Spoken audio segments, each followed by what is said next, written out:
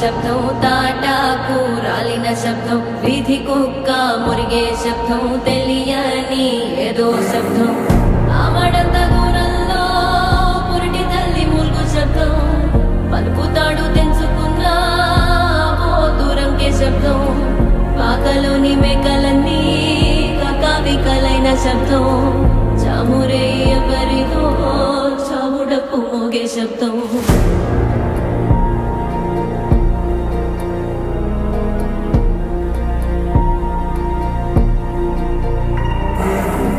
మంత్రాల పకీరు చెప్పే మాయ మంత్రం కథ కాదే, చంటోళ్లను భయపెట్టే భూచోడి కథ కాదే, తాత ముత్తాతమ్మల భూతాల కథ కాదే, విక్రమాదిత్యుడు చెప్పిన వేదానుడి కథ కాదే.